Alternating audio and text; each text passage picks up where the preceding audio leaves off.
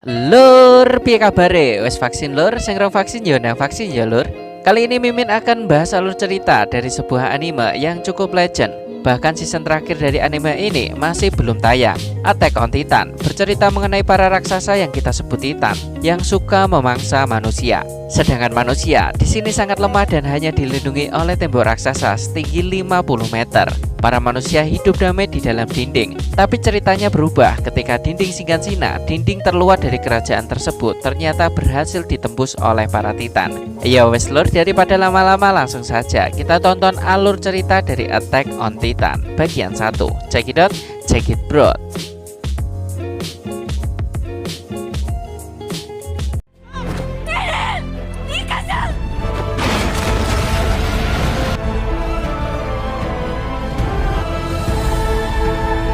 Di sini awal kita diperlihatkan flashback dan sedikit narasi bahwa di saat itu umat manusia dalam keadaan ketakutan dikarenakan raksasa yang meneror seluruh warga kota. Kemudian ditambahkan sebuah pasukan yang sedang berperang melawan para raksasa yang kita sebut Titan. Mereka menyerang raksasa tersebut dengan cara menggunakan sabuk yang memungkinkan mereka bergerak dengan cepat dan membunuh para Titan.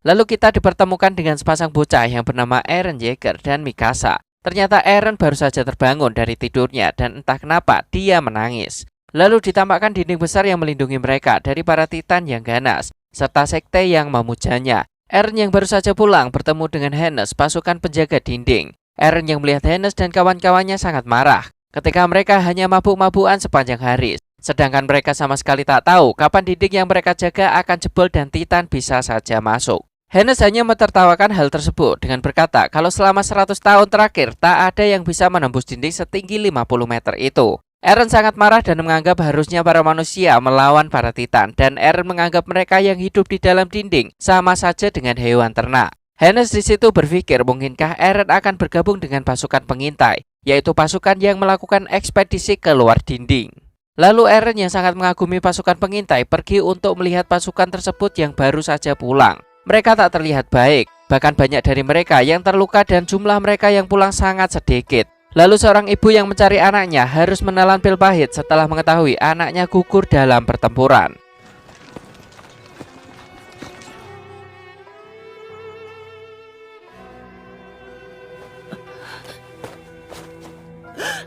Di situ kepala prajurit sangat merasa bersalah dan berkata kalau selama ini ekspedisi dari para pasukan pengintai tidak membuahkan hasil. Dan sama sekali tidak ada yang bisa mereka pelajari dari para Titan yang mereka lawan.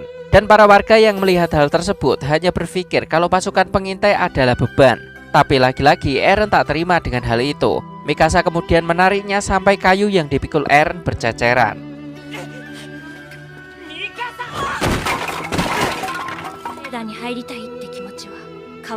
Sampai di rumah ayah Eren yang bernama Dr. Yeager mengatakan kalau ia akan pergi ke bagian dinding dalam. Namun di situ Mikasa memberitahukan kalau Eren ingin bergabung dengan pasukan pengintai. Tayal hal tersebut membuat ibu Eren sangat marah. Namun Dr. Yeager berpikir lain. Kalau keingintahuan manusia tak bisa dibendung. Lalu ia segera pergi karena saat itu Dr. Yeager sudah dijemput. Tapi sebelum Dr. Yeager pergi, ia berjanji akan mengajak Eren ke ruang bawah tanah yang selama ini ia sembunyikan. Karena masih marah, lalu Eren pun pergi dari rumah. Kemudian ia diperlihatkan Armin yang dipukuli oleh para berandal. Tapi Eren dan Mikasa pergi untuk menyelamatkan Armin.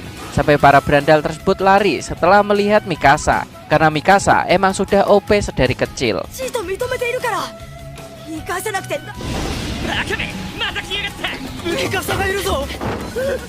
Ternyata Armin dipukuli karena mengutarakan keinginannya yang ingin pergi keluar dinding. Eren juga mempermasalahkan Mikasa yang memberitahukan pada ibunya bahwa ia ingin menjadi pasukan pengintai. Tapi kemudian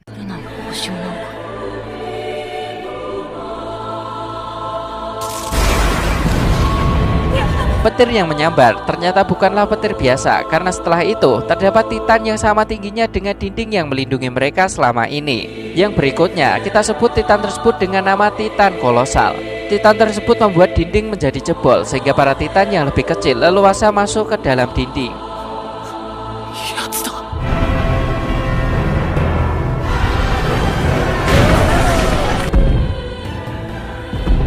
Para Titan mengamuk dan memakan penduduk yang mereka temui. Armin yang melihat itu sangat ketakutan dan Eren segera pergi ke rumahnya karena ia sangat khawatir pada ibunya. Ternyata ibu Eren sedang tertimpa reruntuhan rumah dan tak mungkin bisa keluar. Ibu Eren menyuruhnya untuk pergi meninggalkannya dan tepat sekali Hannes yang melihat mereka bermaksud untuk melindungi mereka. Tapi begitu melihat ganasnya Titan, ia langsung mengurungkan niatnya dan hanya mampu membawa Eren dan Mikasa pergi dari tempat tersebut. Di situ Eren melihat sebuah pemandangan di mana ibunya dimakan oleh Titan dengan darah yang bercucuran dan sejak saat itu pula umat manusia diselimuti oleh ketakutan.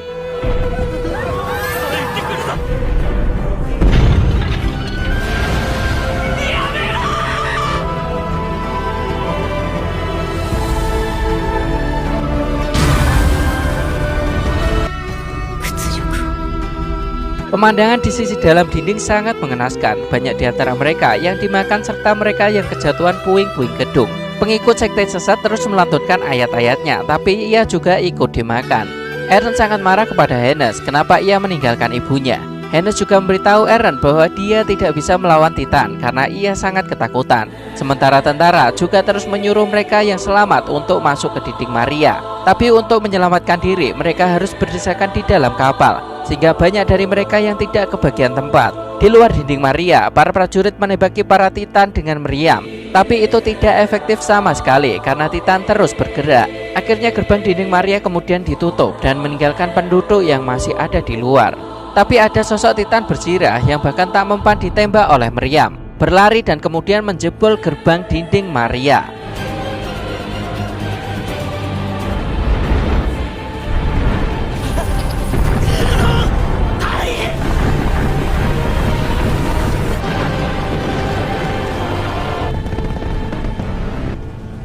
Semua orang terlempar dan akhirnya para Titan juga berhasil masuk ke dinding Maria. Para petinggi di dalam dinding Rose terheran-heran dengan jebolnya dinding Singgansina. Lalu setelah itu terdapat berita bahwa dinding Maria juga sudah jebol. Eren yang tak terima dengan keadaan ini bersumpah akan membunuh para Titan hingga tak ada yang bersisa.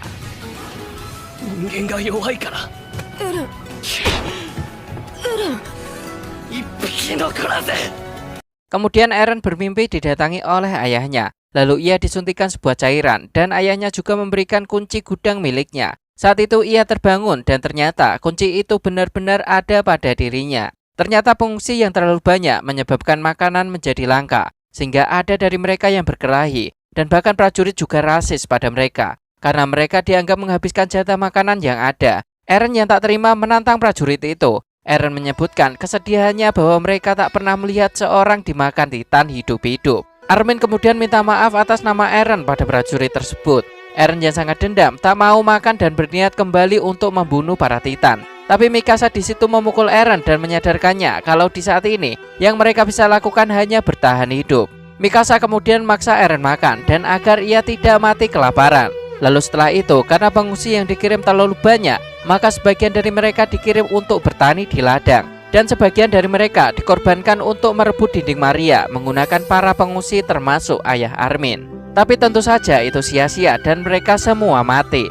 Armin yang bersedih sambil ditemani oleh Eren dan Mikasa kemudian berjanji kalau tahun depan mereka akan ikut pelatihan militer dan melawan para Titan bersama-sama. Lalu tahun berganti, seorang instruktur bernama Kain Kardis akan melatih mereka selama 3 tahun hingga mereka siap dan akan melawan Titan guna merebut dinding Maria. Wes gimana lor ceritanya? Memang episode pertama di anime ini sangat-sangat epic. Mimin sebenarnya sudah pernah menonton episode ini, tapi walau diulang-ulang Mimin tetap saja suka. Karena di episode awal ini Eren mulai memiliki rasa dendam terhadap para Titan. Dan faktor sakit hatinya ini juga membuatnya menjadi psikopat. Sementara Mikasa yang sedari kecil sudah OP sangat membuat Mimin terkesan. Jadi jika kalian suka dengan alur cerita film Attack on Titan ini, kalian bisa like, komen, dan share video ini. Untuk apa? Ya agar channel ini semakin berkembang. Suwun ya lur.